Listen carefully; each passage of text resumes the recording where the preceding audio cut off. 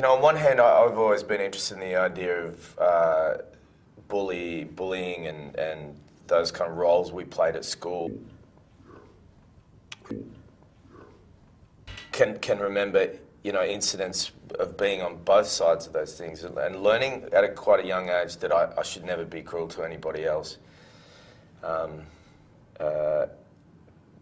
Because of how it makes you feel when it happens to you. But so interested in that general subject matter. But I got excited about making a movie or writing a script about it when I thought, how do those roles affect people through the rest of their life? And rather than tell a story that was set in a high school or whatever, to write a story that was set with people my age, and using that concept of what would it be like to run into the person that you treated very badly when you're at school, or on the flip side of that, what would it be like to run into the person who bullied you?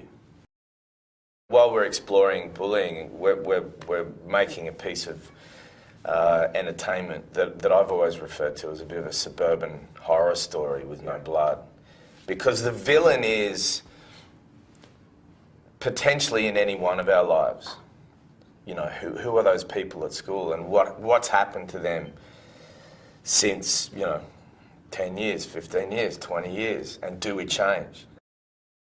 The movie essentially is about a couple who moved to a new city, back to where the husband, roughly where the husband grew up, and they're sort of simply shopping for furniture, and they run into the guy that the husband terrorized, I guess, and bullied and changed the course of his life 25 years earlier.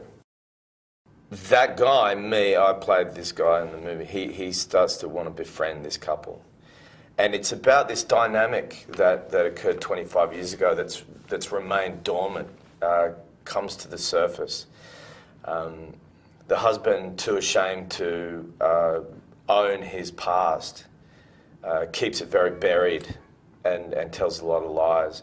And so while the story is about these two men, the person at the centre of the story is the wife. The character's name is Robin, and she is learning the truth about the person that she thinks she knows so well, which is the other big thing the movie is about. It's like, who are those people that we know? How well do we know them? And do we have a right to go digging in their past? And as the story progresses, the victim of this, you know, incident 25 years ago, through his attempts to befriend them, gets rejected by the couple.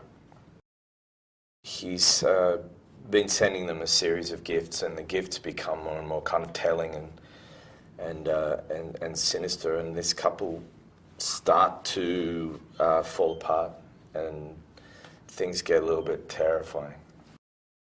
And through that story, this very honest and straightforward and generous woman starts to realize that perhaps the villain is not just outside the house, but perhaps in some ways the villain is inside the house.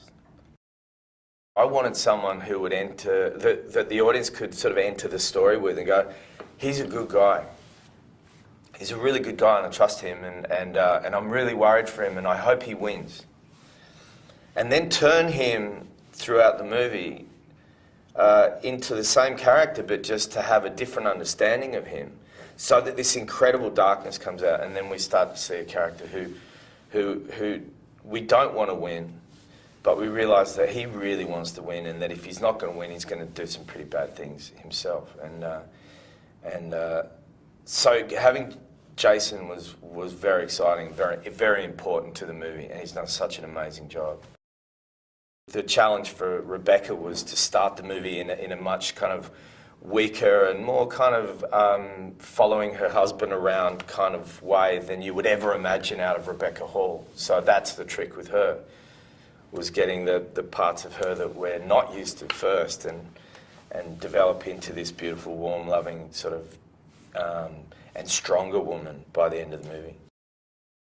And then I thought, well, I should just direct it and I'll throw playing the character away. And as I got closer, I kept dancing with the idea of getting rid of myself as the acting part of it and just concentrate. And then, secretly I think the initial idea of wanting to play that character kind of was a little bit dominant. And when I realised I'd only have to do a small portion of the shoot as that character, it seemed more manageable to me. So I convinced myself that it was going to be okay. I can't tell you that along the way I was like, I wish I just had got someone else. But I'm proud of having done it now. And, in respect to my brother, who's someone I really admire and love as a director and a person who had made movies before, who I knew going into it was going to be there on set on the days where I was in front of the camera to give me that feedback. And, that made me feel safe enough to do it.